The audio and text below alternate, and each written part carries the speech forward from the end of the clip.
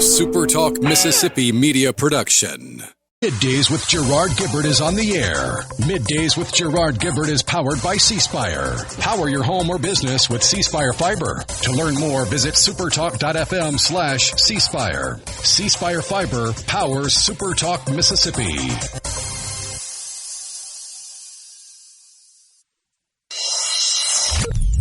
Get ready to go beyond the headlines and join a meaningful conversation with people from around the state. You're listening to Middays with Gerard Gibert here on SuperTalk Mississippi.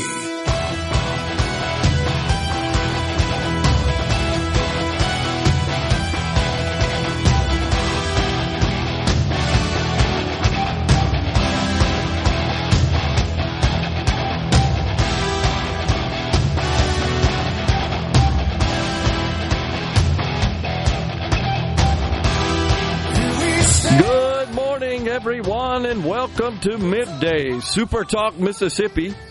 I'm your host, Gerard Gibert, along with Rhino in the Element Wealth Studio, guiding you through the middle of your day with facts, fodder, and fine music. Morning there, Rhino. Howdy. Well, we ain't got nothing to talk about. Nothing happened over the weekend. Kind of quiet. Ho-hum. Whew, gee whiz. And I thought I was going to be able to maybe take a little break from tracking all the developments. Gee whiz. Crazy. Totally crazy. The football's still a big thing in the state of Mississippi. Yeah, of course, with the Ole Miss Rebels headed to the desert this Thursday for the Fiesta Bowl. That would be the college football national championship semifinal. 4 teams remain. Pretty cool that one of those is from Mississippi. And the cool thing, we were talking about this in our content meeting. You brought it up. National attention is being focused on the state of Mississippi. There's a lot of eyes on college football throughout the season, and as the season goes on into postseason, some of those eyes drop off, but yeah, some folks, it could be Kalamazoo versus some directional team, and they would watch it if it's college football. Yeah. So you have people from across the country and around the world, really, that are paying attention to Ole Miss that likely would have never really cared. Agree. And more importantly, of course, the state of Mississippi. And I think the state of Mississippi is being featured in a very positive light here, and that's pretty cool.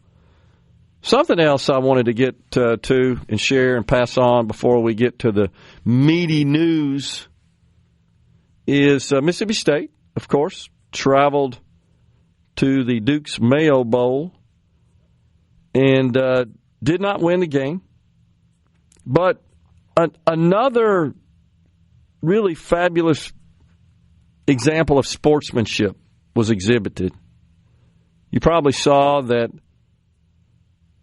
Mississippi State quarterback Camario Taylor was injured on a hit. He was really getting banged up during that game. And Wake Forest's Ladarius Webb Jr. apologized to him for a hit that injured him. He was carted off the field, was the quarterback, Taylor, Mississippi State quarterback, with a leg injury late in the game. And Lamarius Webb said the tackle was unintentional. He was not penalized during the game. He's a defensive back, but he did issue an apology. I had to point that out. You know, we dwell so much on the negative and the agitation and the contention in our society. We don't seem to focus that much on the good deeds and the human element in society in a positive way. I know you do that with Rebecca on her program, which is why we do that, to take a break from the stuff you and I do for 3 hours here, which is often not laced with those kinds of stories. But I had to pass this on. I thought this was great, and this is on the heels of Ole Miss quarterback Trinidad Chambliss, who embraced his counterpart on the Georgia squad after the game. And, we talked about that, so you got to be careful with that. Sometimes that can kind of come off and be received in the wrong way, in sort of an arrogant, condescending way, but it didn't look that way. He was hesitant to approach if you watched it on video, and then he did. But I just want to point out that these two college football games, there was some sportsmanship displayed, and we desperately need that in our society. Something good to kind of kick off the new year with. That's where we are, all settled in, buckled up, ready to go. 2026. We've already had one show in 2026. This would be number 2, and this, of course, in advance of them wily legislators gathering up tomorrow under that iconic dome we call the Mississippi State Capitol. That should be really interesting. Yeah, I've only written 2025 mistakenly once so far in 5 days. So I've done well. Yeah, unbelievable that I've been confused. I keep referring to next year. We're going to do this next year. Wait, we're in next year. So that is a mistake I've made a few times over the weekend and talking to folks about different things. At this moment right now, we've got Nicolas Maduro, the seized president of Venezuela. He's in a New York court, charged with various drugs and weapons offenses. Man, some of these images are really something. Venezuela's new leader, Delcy Rodriguez, is due to be sworn in before the country's National Assembly today. She kind of changed her posture a bit, did she not? She went from denouncing the capture of now the deposed Maduro and his wife to now, I don't want to say embracing it, but extending a bit of an olive branch to this country, wanting to collaborate in a positive way. How about that? That's a good move there, soon to be Madam President, I would say. And our president, Donald Trump, said, you better cooperate or things could be worse for you. Good. Now, you know that the legal scholars, Rhino, boy, are they doing some homework trying to figure this deal out, whether or not the president was within his span of control, his authority to order this magnificently, no matter what you say, coordinated and orchestrated attack and seizure of this really bad guy, Maduro. I just got to say something. The United States military is pure badass. They really are. There's nothing that even comes close. I got to point this out too, Rhino, because I saw an interview this morning that I found fascinating, and that's, guess what played a critical role in this particular operation that made it so flawless? Data centers and artificial intelligence. Palantir, you're familiar with that company? They pretty much were created to supply artificial intelligence technology to the United States government, the United States military specifically. And I saw an interview with the chief technology officer this morning. Brilliant guy. Fascinating information about, to the extent he could discuss it, right, about how Palantir's AI technology was used. And in particular, in gathering information that you simply could, what would typically require manual, boots on the ground reconnaissance, for example, did not in this case. And all that provided input to the Department of War and Secretary Pete Hegseth and the President, the Commander-in-Chief, who authorized this operation, but absolute flawless execution. It made me proud as an American because it's a combination of American ingenuity and innovation and unbelievably expertly trained personnel, and, of course, the officers that coordinated and managed the entire effort. It's just incredible with precision. Now, the president did say lots of the bad guys did die in this operation. Not a single member of the American Armed Forces perished as a result of this. A helicopter got banged up a little bit, right? That was it. Yeah, there were some injuries due to bullet wounds and shrapnel, but no fatalities. Right. For service members serving in Delta Force, the Night Stalkers, incredible, the Airborne, all those people. Salute to those even men the and FBI women that were embedded. Yeah, exactly. An extraordinary operation. That's putting it lightly. So proud to be an American, and it just shows the power, the prowess, and just the deftness of the American U.S. military. Just incredible. We got Mandy Gunasekara coming on the program later on. Stay with us. We're in the Element Wealth studio just getting started.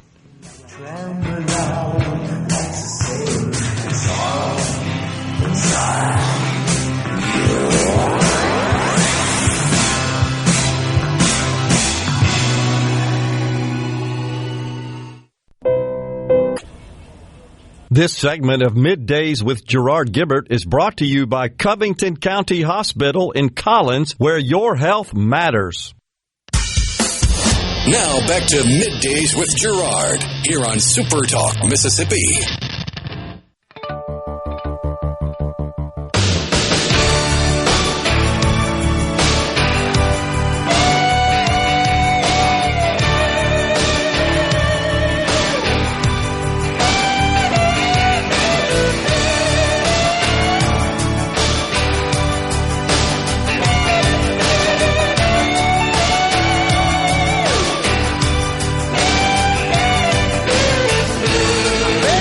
Welcome back, everyone. It's Middays from the Element Wealth studio. Mandy Gunasekara on in the next segment.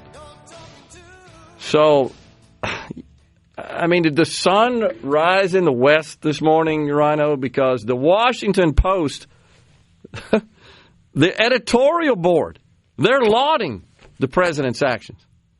What in the wide world of sports is going on there when the Post seems to think this was a good move? They said that this was a, quote, major victory for American interests. Quote, millions of people around the world, most of all in Venezuela, are celebrating the downfall of the dictator Nicolas Maduro. By the way, I'm not going to fake the little rolling of the R here like I actually speak Spanish. Is that sickening or what? Remember Barack Obama and all that? Just virtue signaling, pandering crap. The board wrote, President Donald Trump's decision to capture him on Saturday was one of the boldest moves a president has made in years. And the operation was an unquestionable tactical success. Amen, Washington Post.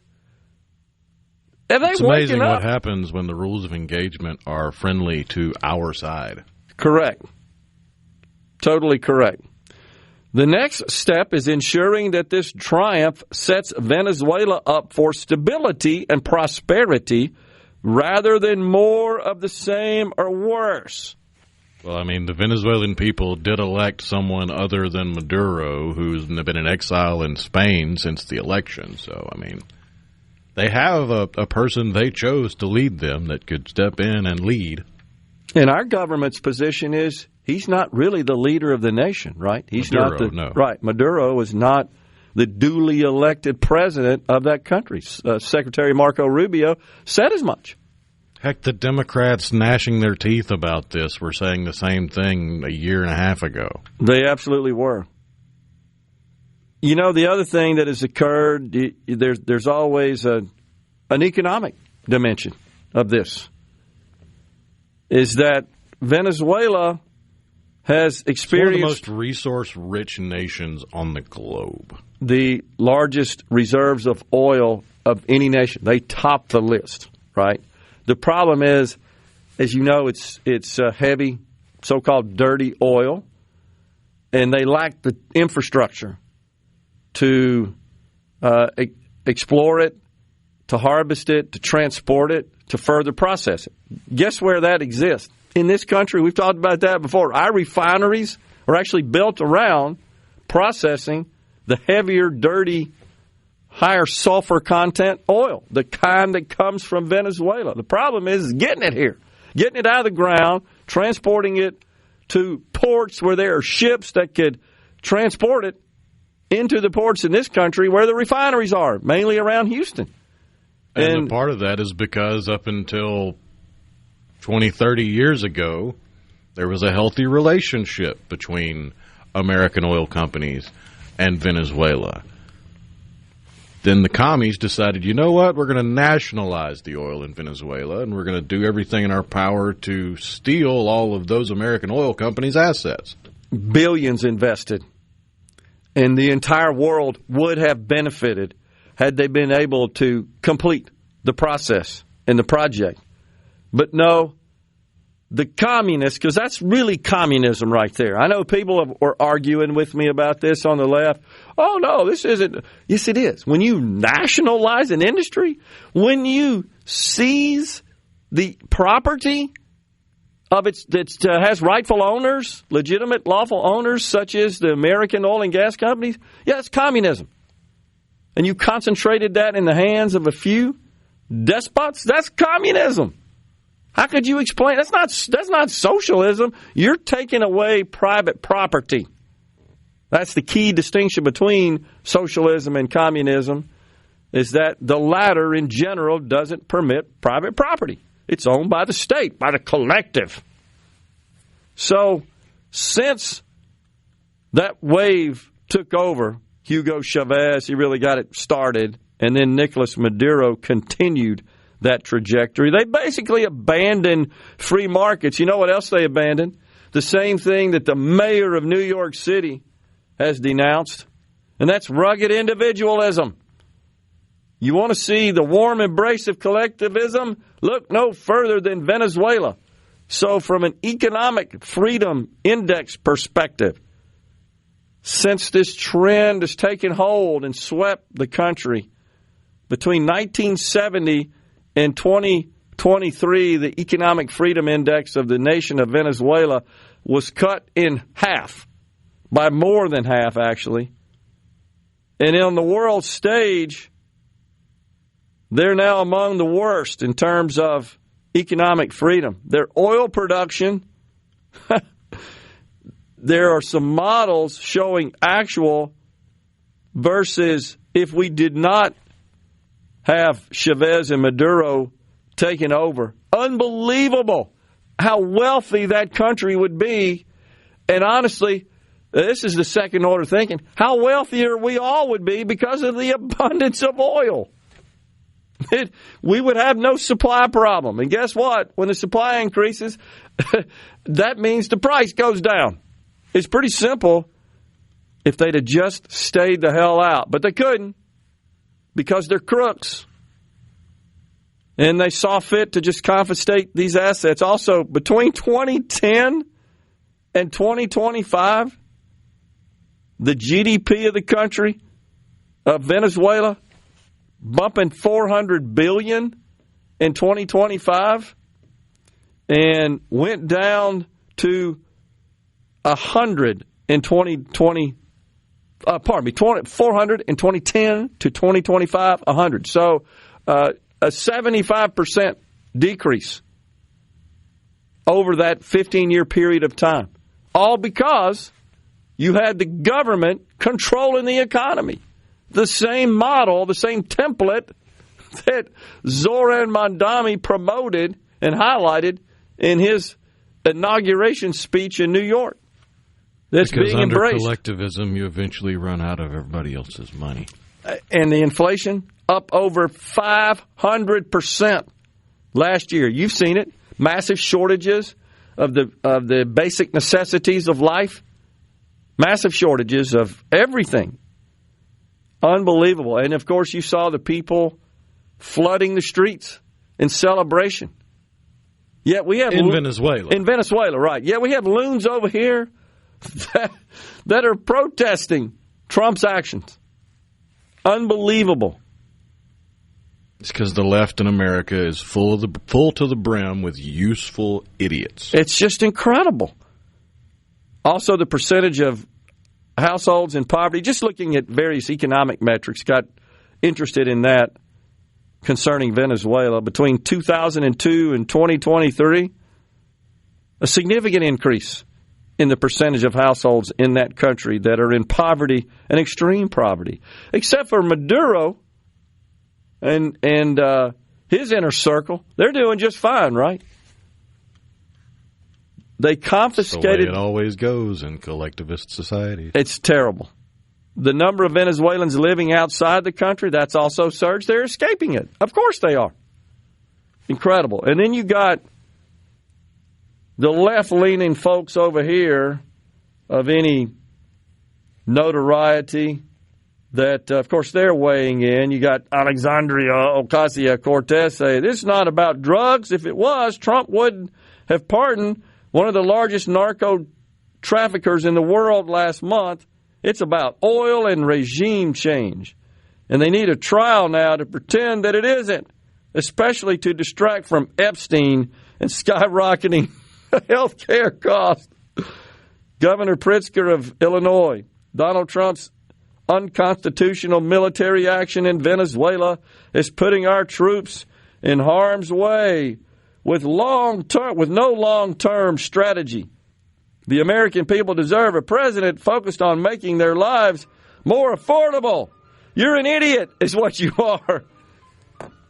You see, without the rule of law and the protection of private property, which is a key component and element of American society and the American system, we're all poor as hell. That's what they don't get. You talk about unaffordable. Unbelievable. Yet, like I've said many times, they're happy to use all the tools, all the resources, all the technology that the system created. They're happy to use those to spew their nonsense out there. They don't get that, though. We're coming right back with Mandy Gunasekara. Stay with us.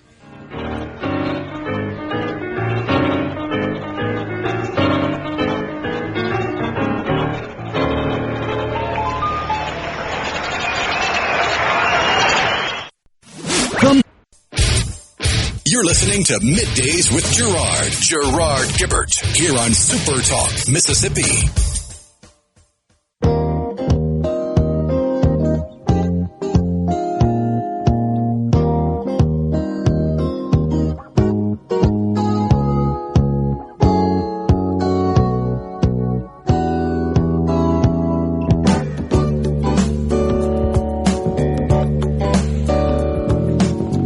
Welcome back, everyone. It's Middays from the Element Wealth Studio. We appreciate you joining us in this first full week of 2026. We are joined now by Mandy Gunasekara, former EPA Chief of Staff for President Trump in his first term. Hey, Mandy, thanks for coming on. Hey, good to be with you, and Happy New Year.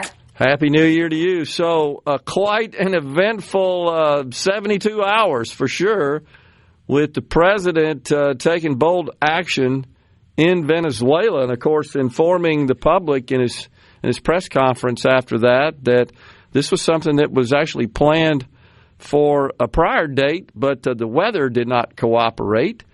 And, of course, he was advised by military personnel to wait for more cooperative weather. But I'm just blown away at how expertly this operation was executed, Mandy. It really does certainly restore your faith in the U.S. military, and I think it shows the world, don't mess with this country.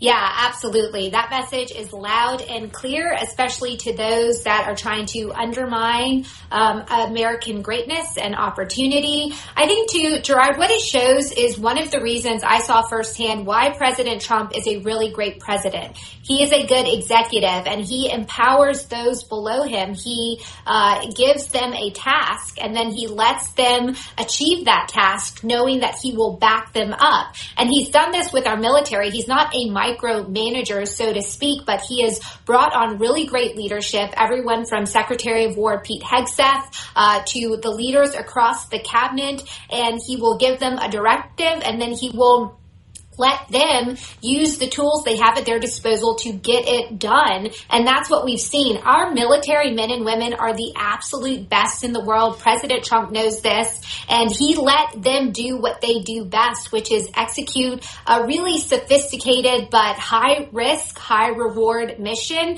And that's why we now have Nicolas Maduro. He's in custody of the United States. He's going to go through our justice system, something he has escaped for quite a long time, despite the really serious consequences he's caused across the board, including the deaths of thousands of Americans who have been on the receiving end of his war, his drug campaign to try and undermine the well-being of so many different Americans. So it's a beautiful thing to see, but again goes to show President Trump's leadership style and how that works really well by letting the people who are on the ground do what they do best.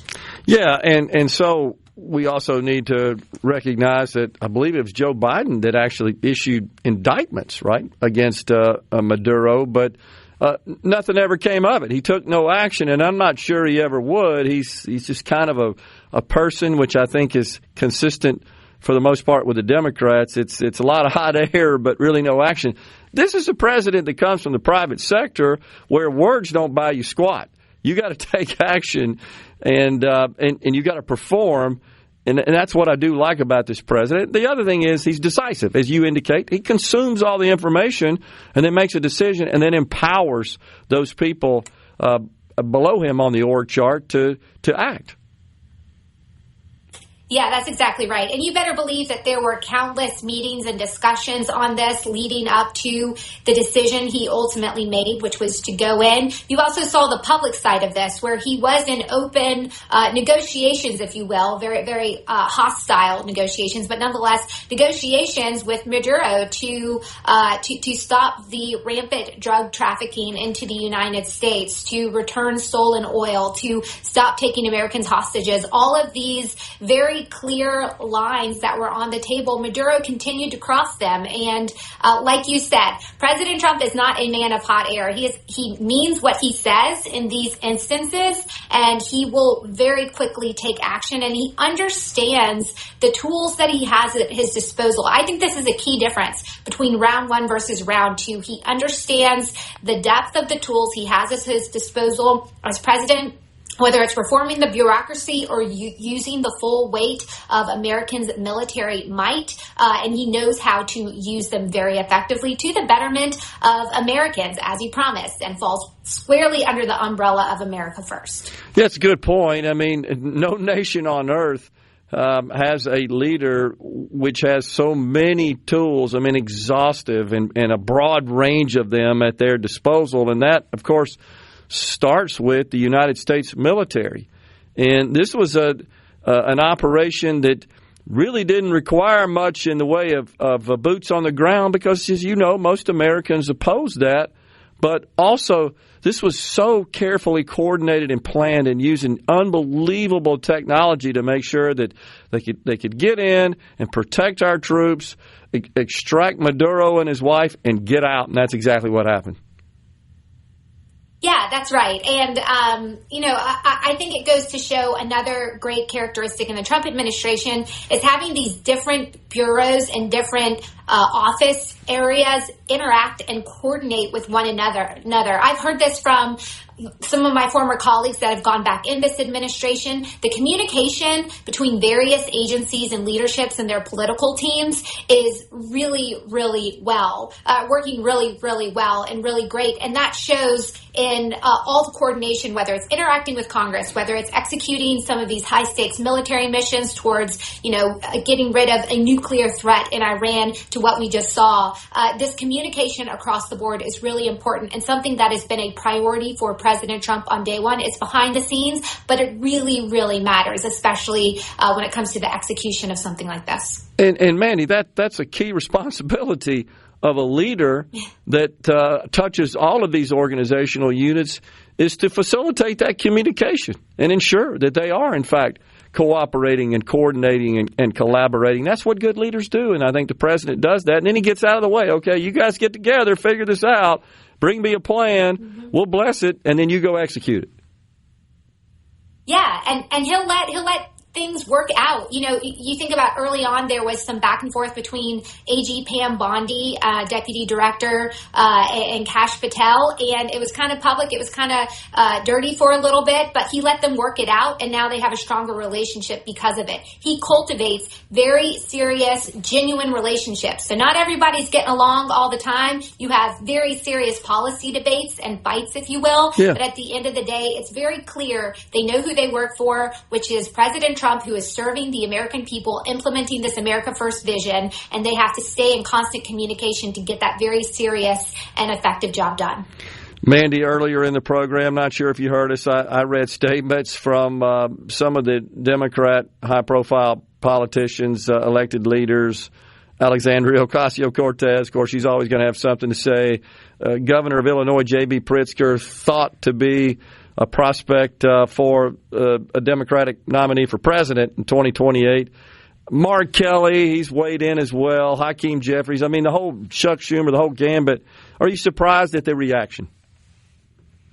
No, they're just against anything the president's doing, and they'll come up with a reason to justify it, whether it's sitting down and having margaritas with an illegal alien who has committed all sorts of domestic crimes, or if it's trying to defend Nicolas Maduro. And all you need to know about why President Trump is on the right side of this is look at the reaction of the Venezuelan people, the people directly impacted. So I'm not surprised. The Democrats are always playing politics. They always want to be against whatever President Trump does, even when it's to the benefit of the people themselves or to the greater benefit for the American people. Yeah, so I also shared that even the Washington Post is showering a bit of praise on the president in this action. Yeah, and you also saw CBS News, and granted, they're under new leadership, but it also exposes how in the pocket mainstream media has been for so long with the left. So it's a beautiful thing to see some of this new leadership responding to the desires of the American people, not to be on the receiving end of ridiculous activist talking points, but on what's actually going on and providing that opportunity for fact-based discussion. And again, it just goes to show you the president was absolutely right across the board for the safety of this country, for the well-being of the Venezuelan people, and for the economic opportunities that will come from it. Mandy, in general, we on the conservative side of the aisle typically oppose these sorts of interventionist activities. How do we justify this?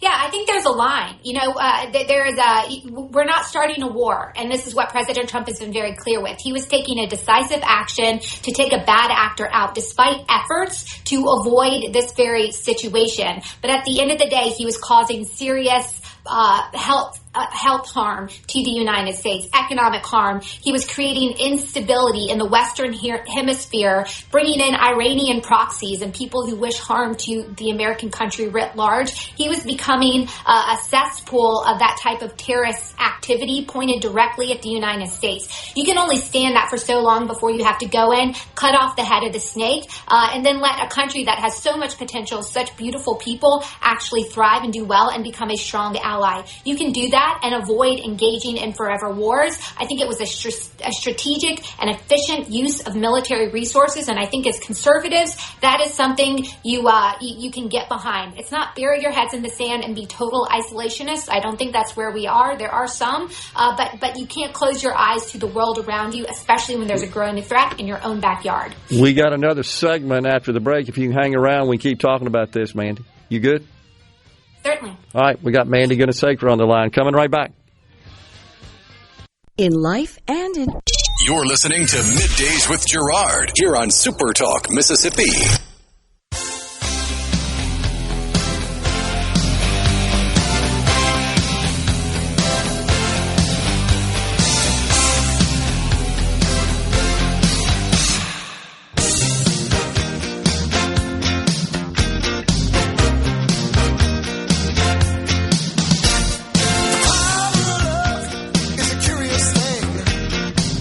Make a one man Welcome back, everyone. It's Middays from the Element Wealth Studio. We're visiting with Mandy Gunasekara. So, Mandy, what happens now? The president says we're going to run the country for a while. I think to some degree that's been taken out of context, and he has invoked, of course, the Monroe Doctrine and basically which said, yeah, if we have bad guys misbehaving in the Western Hemisphere, we have the right to act and stabilize our half of the world, if you will, and keep other countries out and protect American interest. And we may assert control until such time that it is proper and judicious to return control to that nation. He's invoked that. Man, people in this country are just freaking out over this because of his more casual language around that. But where do you see this going? Yeah, I think it'll go exactly as President Trump said. And, he wants to ensure that there is a stable transition. I think you're starting to see the beginnings of that. I think he already sent a very clear message to whoever stands in this interim position. I believe it's the vice president who is serving under Maduro. Yeah. The military, he is willing to do whatever it takes to ensure a stable and safe and democratic transition. So I understand people's overreaction, if you will, or reaction, appropriate reaction to that type of language. We've heard that before. As far as presidents engaging in nation building, I don't see that is what's going on here. You have a nation of people that actually elected a completely different president who was run out by the Maduro regime. And just recall that she won the Nobel Peace Prize. Makata, I believe that's how you say her last name. If I'm mispronouncing that, please correct me. But nonetheless, she won the presidency.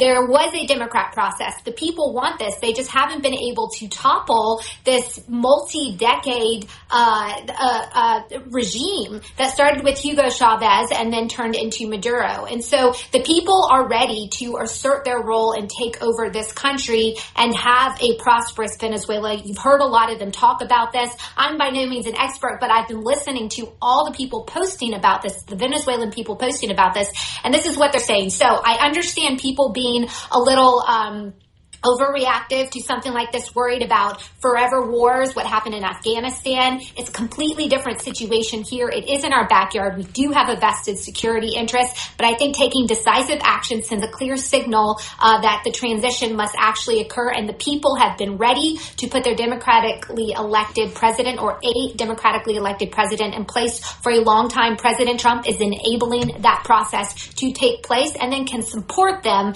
in the long term, but not overtaking or trying to create exactly what we have in this country in Venezuela. It'll be what works for Venezuela, and we know that the people have been wanting this for quite some time. They just needed help on the military might front, which is what President Trump delivered on. I keep coming back also, Mandy, to the fact that Chavez, Maduro, they seized the assets belonging to American companies. And it was really American companies that were working to ultimately make Venezuela rich, because they need the assets and the know-how of the American companies to exploit and leverage their abundant oil resources. They have no means to do that. Americans were in there, and of course, they would benefit from that, but unbelievably would the Venezuela and the Venezuelan people benefit. We can't have just some tyrannical leader taking over the assets belonging to American companies. Yeah, that's right. Billions and billions of dollars. And you've seen this happen in other countries run by tyrannical regimes. You've seen it happen in Russia. There's long-standing issues with American assets seized by them. And this is a loss of billions of dollars, if not trillions, of opportunity in the long term. So, we're restoring those assets that were investments in an area where the country, the president has said this, they are sitting on a massive liquid gold mine. They should use that to the benefit of their people, to the benefit of the American companies willing to go in and extract those resources for a market that desperately needs it for a variety of reasons, and not have all of that wealth and affiliated power being sucked up and handled by one entity or one person, which was the Maduro regime and what he represented. So, I think it's a win all around. The structures of Venezuela being successful, again, I'll say this, they are there. They just needed some support to to get rid of what was standing in the way of that. And I think that the country is primed and ready to take over, and we won't be on this forever hook to make sure that they are a prosperous nation in the way that we know they can be. They are ready for it, and President Trump is providing that opportunity. Yeah, before we go, the world's better off without this guy in charge of Venezuela, are they not? Yeah. Absolutely. And I think, again, it sends that clear message that, especially in our backyard, all over the world, any tyrannical regimes or those that wish to use terrorism or subvert the well-being of the American people, the message is to all of them that the president will take decisive action to take them out and secure the well-being of this country writ large. And the world is better without Maduro running things in Venezuela. Absolutely. Thank you, Mandy. Mandy Gunasekara has been our guest. Appreciate you coming on. We'll talk soon. Thanks a lot. Thank you. Sounds good. Fox News, SuperTalk News up next, and then another hour of middays on this Monday. Stay with us.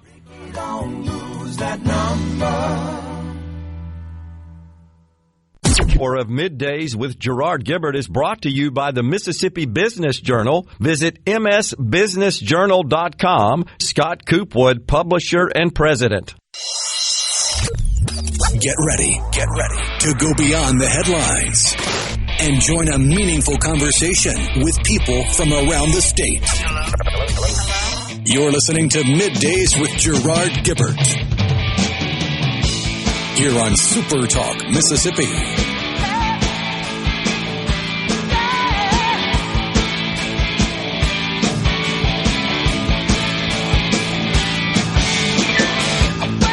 Welcome back, everyone. It is Middays live from the Element Wealth Studio. It's a Monday. That means it's a 2-hour show today. Ricky Matthews' Super Talk Outdoors comes your way at 12:05. So, watching live on the tube here in the studio, Rhino, Maduro in court on these drug and weapons charges. It's so surreal, isn't it, to see the illegitimate leader of a foreign nation in a United States courtroom. That's just incredible. Transported via helicopter, and it's just unbelievable to witness this. I do think a strong message is being sent. Here's what's crazy to me. You see the streets jam-packed in Caracas and across Venezuela, and in some communities in this country where there are lots of Venezuelans, Miami particularly, where they're celebrating because this was a bad dude. This was someone who you'd have to include on the list of tyrannical, evil, wicked despots through the years. I'd probably have to put Adolf Hitler at the top of that list. You think? I would say so. Mao's got to be up there. Stalin's pretty high up there. He's pretty high. Mussolini? Pol Pot. Yeah, exactly. This guy's on the top 10, though, isn't he? He may be in the top 5, him and Chavez. But here's where I'm going.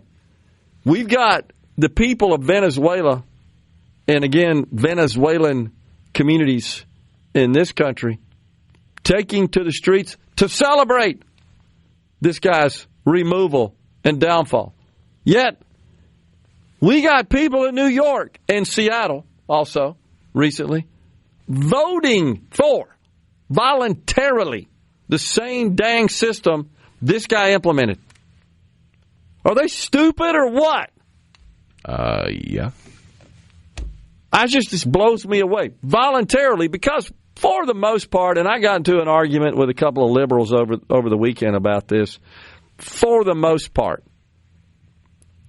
truly egregious socialism, and I mean nationalization of industries, complete seizure, confiscation of assets in the country, private assets, and then collecting them under the umbrella of the government. That's typically done by force. And I'll tell you, an example of what a couple of them said to me.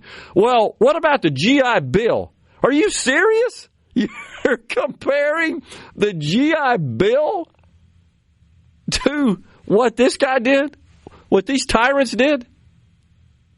That's what they consider socialism. Now, we could have an argument till the cows come home about the role of government in this country and whether or not these programs rise to the level of socialism. Sorry, I just now figured out how they could try to connect that to socialism because it's tax dollars going to individuals. But right.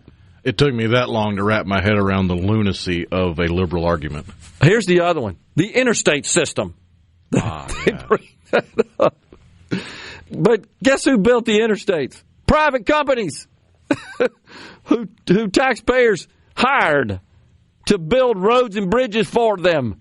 Pretty much if you have made it to adulthood and you are still a bleeding heart loser liberal, you don't have good prospects for a productive future because it's obvious you're either too naive or too ignorant or just too blaming stupid to exist as an adult in reality. You have lived in la-la land inside the bubble of whatever protective parental unit you had that told you the world is your oyster, but you're too stupid to even get the pearl out of it. There are people, again, I say, in New York that are taking to the streets. You've seen it. The same loons that voted in this Mondami cat, they're out on the streets protesting the president's actions with respect to Venezuela and Maduro. But again, they voluntarily voted for this same system that created 500% inflation and sunk that country into new depths of poverty.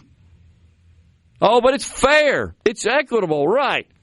Everybody's equally poor and miserable. Just unbelievable. But they argue with me. Oh, no. In Norway and Sweden, they voted in that. No, they didn't. In fact, you've seen this. Those countries, they're actually freer than we are to a great extent. Now, it's true that they voted in nationalized health care in a country of 5 million people. That ain't squat.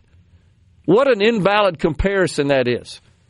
A homogeneous population of 5 million people versus a giant country like ours with 340 million people. That's just such an invalid and a weak comparison. Oh, yeah, they voted it in.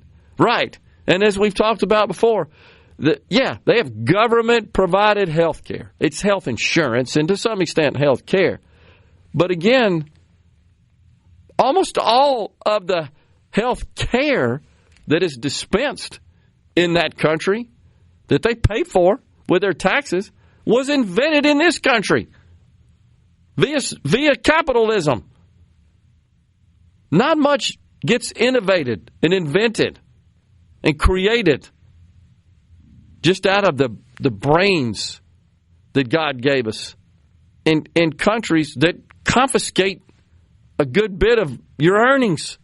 I was about to say, because if the poor people in America had to pay the same taxes that poor people in Norway had to pay, the Democrats would be losing their minds. No doubt about it. It's very much equally shared. It's totally equal. It's not all reliant on the billionaire class, as they want you to believe.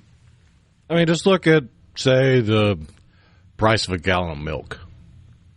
Here in America, you're looking at, on average, $4 or $5 a gallon. In Norway, you're looking at an average of $8, $9, $10 a gallon. And half of that's taxes. Unbelievable.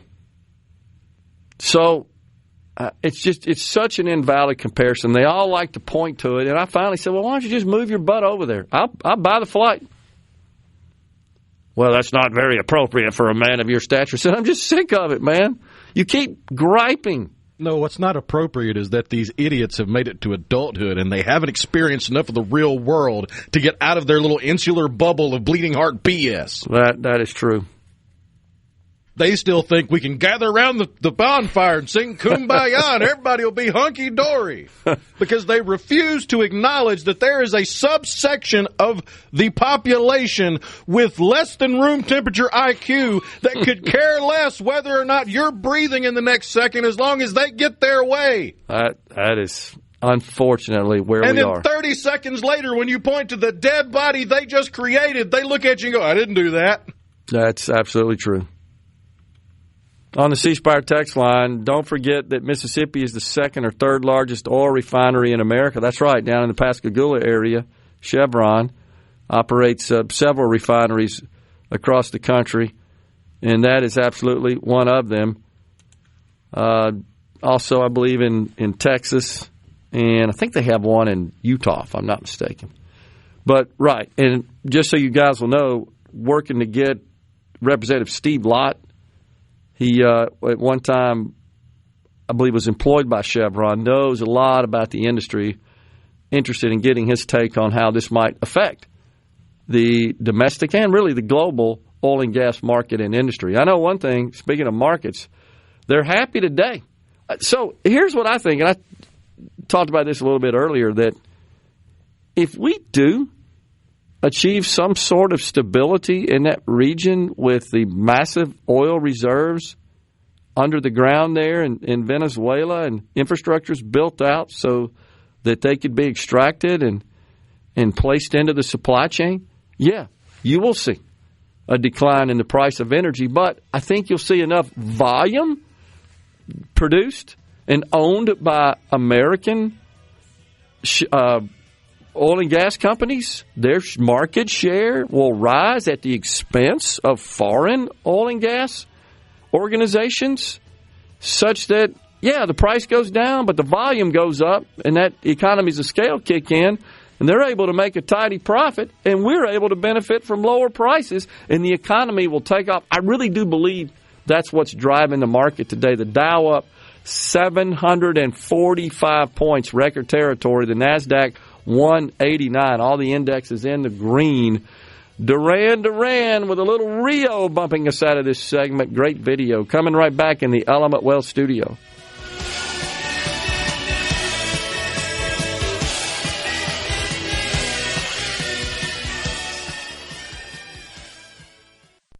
Nowadays, Middays with Gerard Gibert. Let's do this.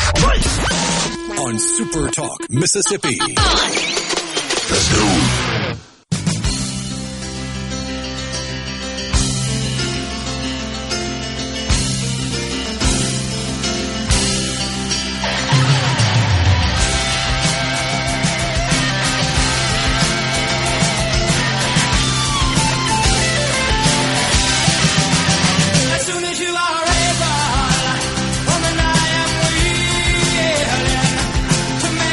So even though Venezuela, as you know, has the world's largest reserves of oil, their daily output is less than 1% of the global total because of the corruption.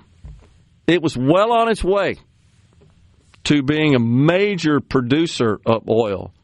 Again, think about that. The country with the largest reserves accounts for 1% of daily output, just under 1 million barrels a day. And before Chavez took over, it was well on its way to 3 million barrels a day. That's where they'd be. Now, the oil and gas experts are saying that production could quickly ramp up to that level, right? Which would, again, increase overall global supply, and that would drive the cost down, but it wouldn't be done in such a way that it would totally harm the American domestic oil producers because their volume would go up. In the past, we've seen the increase in supply mainly coming from the Middle East at the expense of domestic producers. This is an opportunity for domestic producers to capitalize on the economies of scale and produce more, drive the price down, which benefits consumers and the overall domestic and global economies because energy despite what the left thinks, is a cost element in everything we consume, goods and services. This is a win-win, totally. And the oil that's under the ground in Venezuela ain't ever coming out without American companies getting involved. And that's what was happening. But what was happening was China was coming in and offering to basically take over for that's true. A tidy percentage. And you know what? That's something we hadn't talked about, but this is a bit of a proxy at them and Russia as well. This could change the dynamic on the global stage considerably, given that. There was a Chinese delegation in Venezuela, met with Maduro hours before he was captured. Yeah. They were still in country. One of the reports out of China, mainland China, was they were caught in the crossfire. Were they staying at his? Oh my gosh, that's palace on the army base there? Mose reminds that the whole reason we have an interstate system was for military movements. Yeah, as I recall, Mose, of course, that started back in the 50s.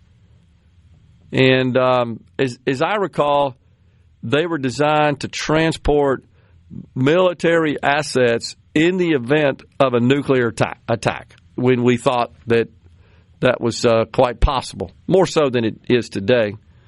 And at least in some parts of the country, it was designed so that there were straight stretches of road so that planes could land on them if necessary. That's true. With the design of the interstate road system, the way it is configured, all that, right, was with the military in mind. You're right, Mo. So that just goes back to this nonsense that, that was socialism, and comparing the interstate system, which I happen to think that transportation infrastructure is a core function of government. I don't mind paying for that. It's these giant defrauded welfare programs that I object to, and I think most Americans do. I do not think that's a core function of government, and that needs to be addressed, and that's getting some exposure. But to equate that to the seizing of assets in a country such as Venezuela and others is just nonsense. Trying to justify and I guess point out the goodness of socialism by citing the GI Bill and the interstate system or law enforcement is insane. I think most people would say, well, first, we certainly owed it to our precious armed forces personnel. And then secondly, for what they did, basically saving the country and ensuring that we're all here today and still living under a flag of freedom. But the interstate system and law enforcement, and I can't remember what else they pointed out, that's not socialism. That's not confiscating the assets of private companies for personal gain, which is what happened in Venezuela. Personal enrichment of him and his inner circle there, just not even close to being the same. And again, but you can't expect worthless liberals to use sound logic. They make every single decision in their entire miserable lives based on feelings in the moment.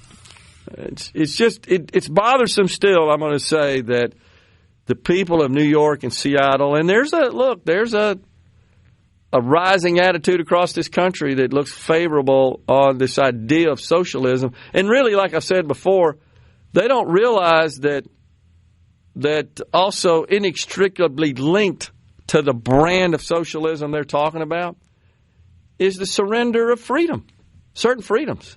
This is what happened in Venezuela. That's why they're in the streets. Guess what? It turns out that it's just human nature to want freedom and to want to be free and not to be shackled by government. Gee, don't they see that going on? I guess not. What they really want, as I've said before, is they want transferism. You got more money than me, just give me some. That's why it's increasingly difficult to take anybody that votes Democrat or has liberal leanings seriously. because they will sincerely argue with people who have, quote unquote, lived experiences under communism. They'll argue with them till they're red in the face that, no, you're wrong. Unbelievable. You see, this textbook I read in college says that communism's great. Your 40 years of life living under a communist dictator doesn't mean anything. Although, in other instances, I'm going to use lived experience as the reason why I'm right. Because nothing is ever going to be good enough for these worthless wastes of oxygen. This guy, James Tallarico, who we need to be aware of, running for United States Senate over there in Texas, Democrat, a very staunch opponent of education freedom, by the way, says, I will never vote to send someone's son or daughter to war to make billionaires richer. So, in other words, you condone the confiscation of private property? That's what you're doing. And by the way, no son or daughter went into war. There wasn't a war here. That's what they don't get. Because of the beauty and the success of capitalism that created all these tools that the United States military used to execute this mission, there were no sons and daughters at war. And the other thing to point out is the reason it went off without a hitch is mostly because of the military might of America, but in some small part due to the fact that none of the worthless Democrats in Congress were notified beforehand, so them and their worthless staffers could leak it to their communist buddy Maduro so he could make preparations. I share your fear. In fact, that would be treason, by the way. Seems like they do it on a daily friggin' basis. Unbelievable. Democrats sure as hell don't love America. Just look at every single policy or platform plank they put forward. It is not for the best interest of the average American. It's usually a carve-out for some tiny, minuscule percentage of the population that they're trying to placate. Dan in Hattiesburg says they don't want freedom, they want free stuff. Agree, Dan. That's why I say they don't want communism or socialism. They want what I call transferism. These chants of tax the rich, and every other day it's another statement coming out of their mouth about, if we just took more money from the billionaires, we could have this and this and this and this and this. They're just all about forcing, really, with significant force, a certain segment of our population just to forego their lawfully, legitimately achieved earnings and just have those filtered through their pockets and then out the door to these people who will keep voting for them. That's really what this scheme is all about. And, man, I certainly hope that people are starting to wake up and understand that. Thomas in Greenwood says that, there's a person on the mayor's cabinet in New York that openly says her plans will punish white people. Yes, that is absolutely true. And it has to do, I believe, with their plans for rent control and looking at confiscating private property in New York for the good of the collective. This is scary. This is dangerous, in my view. Thoughts on reverse migration back to Venezuela if this whole situation works out? Hard to say. I think that's just case-by-case basis. I don't know how many Venezuelans are in this country. I don't know that anybody knows. Honestly. But those that are causing problems in this country and sucking up resources, right, I'm for getting them out of here. We're coming right back in the Element Wealth studio. Half an hour of Middays remains on this Monday. Summertime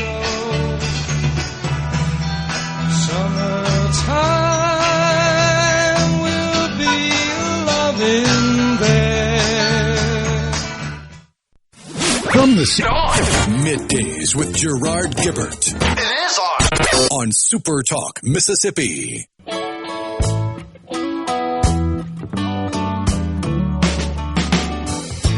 Johnny was a schoolboy when he heard his first Beatles song. Love me do, I think it was, and from there it didn't take him long. Got himself a guitar, used to play every night. Now he's in a rock and roll outfit and everything's alright. Don't you know?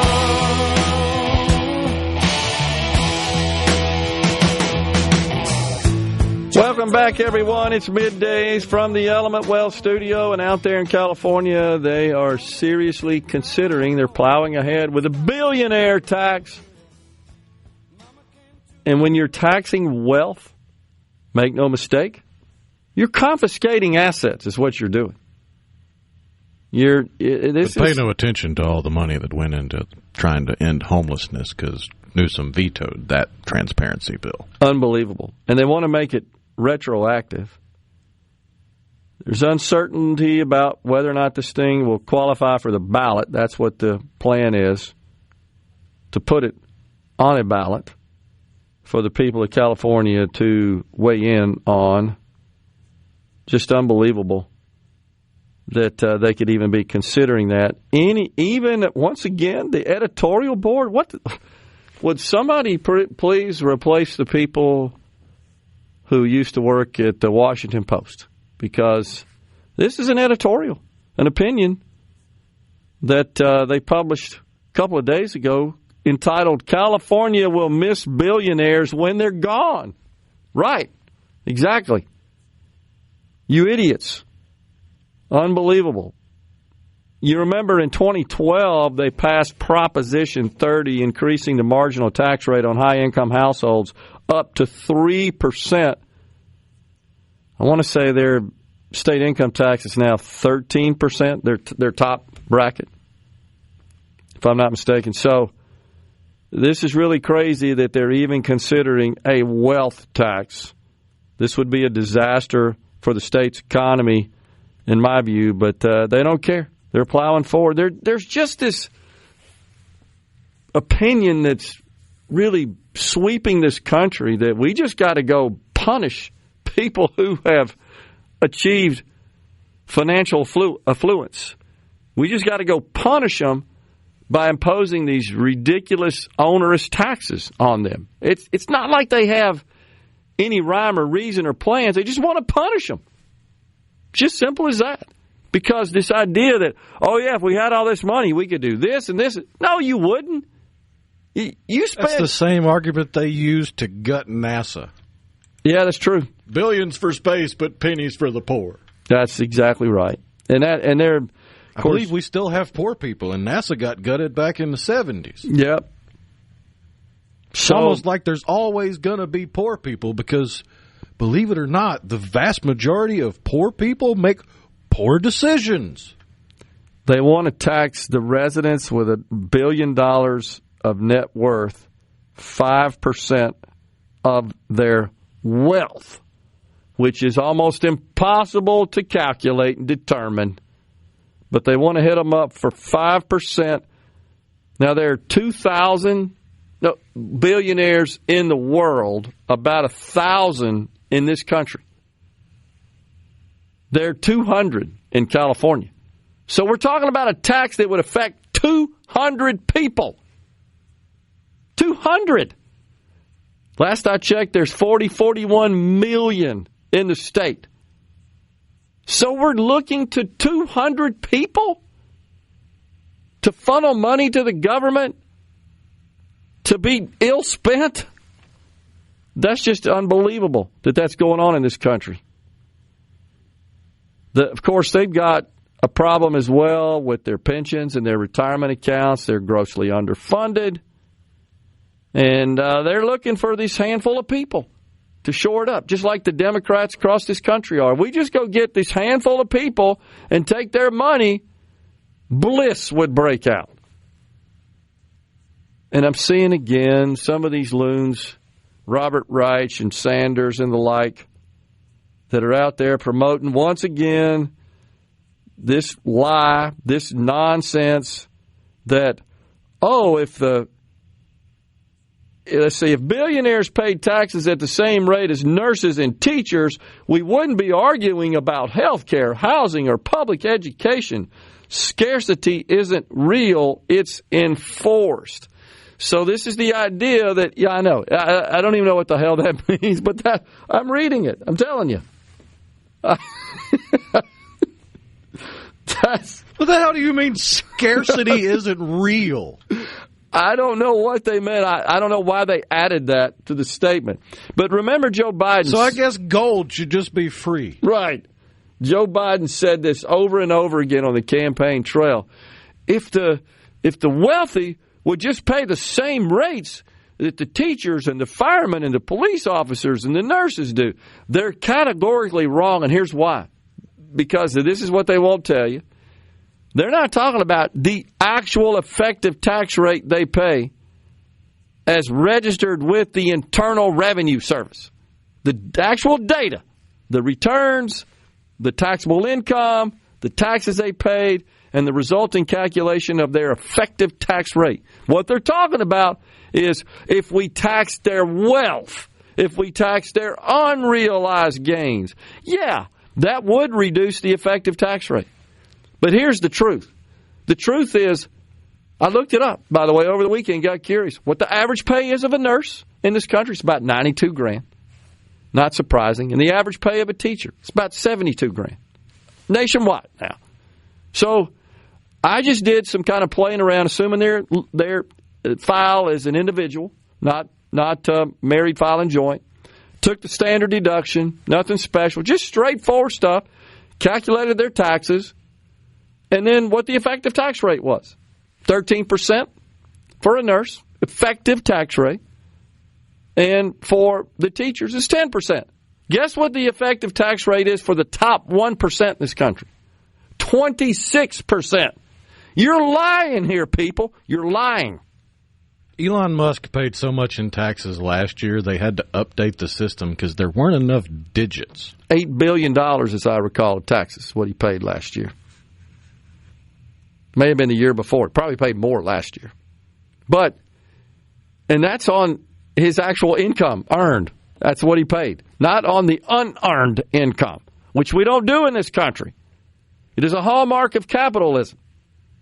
It's also one of the reasons we're freaking rich compared to the other countries. And these liberals go out there and say, look at Norway, how rich they are. They got 5 million people.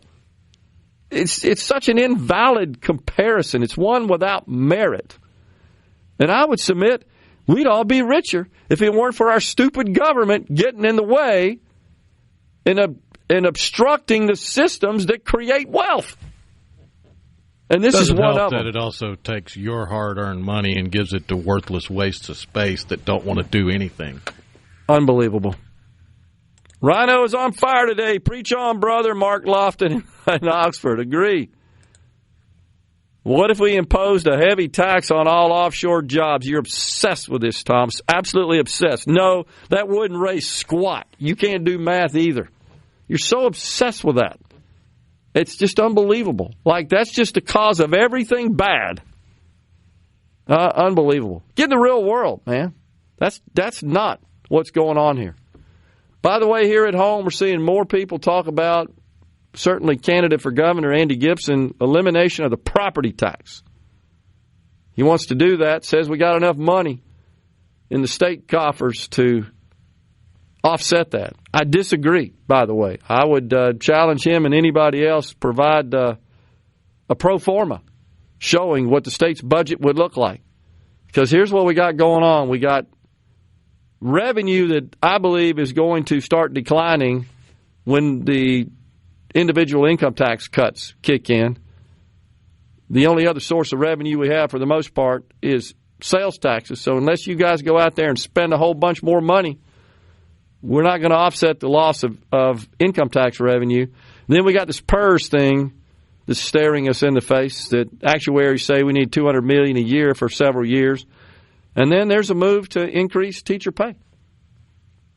And because we've fallen behind again. I saw Senator Mike McClendon from DeSoto County indicate that he's advocating for a $5,000 a year average pay raise for our teachers. That would cost $250 million. So we got $250 million more expense there should that pass. And I do think we're going to see some sort of teacher pay raise. That means expenses will go up. And then we got this PERS thing going on. We got just normal inflation and costs. Absolutely, there are ways to root out some of the extraneous costs out of government, but I don't think any of that's going to amount to $250 million for teachers and $200 million for the PERS program. And then all the COVID money running out, that's already in play. And then offsetting and covering the loss of property taxes at the county, school district, city level. Whew, we're really squeezing those few extra dollars we got in many different ways. Look, I'm all for it. I just like to see the math work. Stay with us.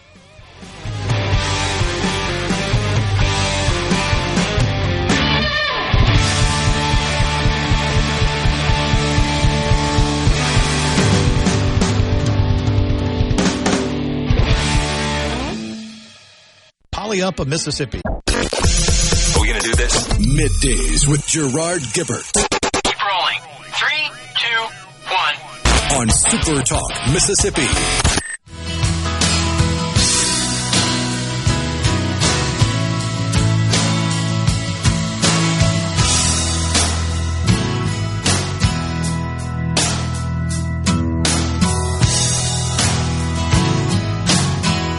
Welcome back, everyone. It's Middays. Patrick in Louisville says, sorry for the stupid question, what is unearned income? Yeah, Rhino, you answered it right. And I may have, in my discussion there, my soliloquy there may have conflated what we're talking about. So unearned income is generally also referred to as passive income, as you indicate. You invest in assets and you get income in the form of interest, dividends, royalties, etc. That's considered passive unearned income, meaning you didn't get it from working. That's really what it means. But alimony's included in that. That's right. Gambling winnings, lottery winnings, yeah, inheritance. But the wealth tax really applies to what are called unrealized gains. And all that really means is that, consider this simple example. You buy some stock today, and you buy it for $100, and at the end of the year, you take stock of its value, and it's now $200. But you haven't sold it. You still own it. Still on your account statement, still held by you as an asset, but it's worth $200, not $100. Taxing unrealized gains, which is what a wealth tax would involve, means you'd pay taxes on that $100 gain, even though you didn't dispose of the asset. You didn't produce any proceeds from selling it. In this country, we only tax realized gains. That's when you sell an asset for more than its original price, and the profit is realized and it becomes taxable. But anytime you hear them say, oh, yeah, but the teachers and the firemen and the nurses pay a lower effective rate, they're talking about if this country, not what's real, what's actual, what's fact, if this country taxed unrealized gains, something Kamala Harris wanted to do. It was part of her platform, her tax plan platform.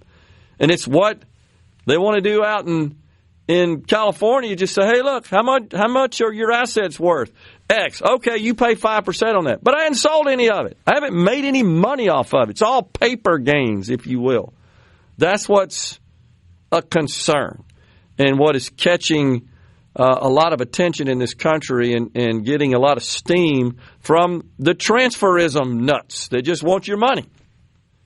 By the way, Maduro, he's pleaded not guilty. He says, I'm an innocent man. Unbelievable. And Tim Walz up there in Minnesota, after all this welfare scandal, says, I will not seek a third term as the governor of the Great Lakes state of Minnesota. Paula Meridian, what about unrealized losses? That's always been the dilemma, Paul, when you're taxing unrealized gains. But what California wants to do is a little different, Paul. It's just, hey, you give us a valuation, or somehow they would have to determine how your wealth would be calculated, and you pay a percent of whatever that calculation yields. So if it goes up and down, doesn't matter. You're paying 5% every dang year on what your wealth's worth. So you look at your balance sheet, you're worth $1 million. I know it's impossible to give an exact number, but say Elon Musk came out and put on Twitter that he was going to sell 5% of his stock. Yeah. Just out of the blue. Yeah. What do you think the market would do? Oh, it'd crash. That's the piece they don't get, Rhino. I know that's where you're going and what you're trying to illustrate. When you have people who started companies, serve as executives of companies, founders of companies, driving companies like an Elon Musk, and they start selling their stock, a significant amount of their stock. I don't mean a little bit here and there. Sure, you do that just to kind of reward yourself. But if you start unloading your stock, by the way, and our laws require, all that has to be reported for openness and transparency in a public company. Well, of course, with the this is the second order thinking I can't say what I want to say, don't get, which is, wait, the top person in the company is unloading their stock. They don't have any confidence in the future of their company. Heck, I'm getting out. And then we all lose. They don't get that. They just don't get that. And I just want to say, back off and leave it alone. We don't need you meddling with it. The envy, the resentment, the jealousy in this country has got to stop. And I know that there are a lot of people that would say, well, Elon Musk is hoarding all that wealth. He's greedy. No. In my view, what greed is, let me go tax that wealth. Let me go take some of it, even though I didn't do squat to earn it. I didn't produce anything. I'm just going to confiscate some of it. I'm going to take a little bit of it myself as a politician, and then I'm just going to send it out the door to some others. That is greed. That is greed. Using your God-given talent to serve society in such a way that society rewards you and you get rich doing it, that ain't greed. I think that's what God expects us to do. Aren't we all better off from their inventions? Of course we are. By the way, you've seen that Musk is lighting up Venezuela with Starlink. Not possible under Maduro. Get his butt out of the way, and all kinds of stuff happens. Just imagine if the world were ridded of all these tyrants, how much safer and wealthier we would be. They just don't get it. We're out of here today. It's the end of the show on a Monday. Ricky Matthews, SuperTalk Outdoors next. Back with you tomorrow. Stay safe and God bless everyone.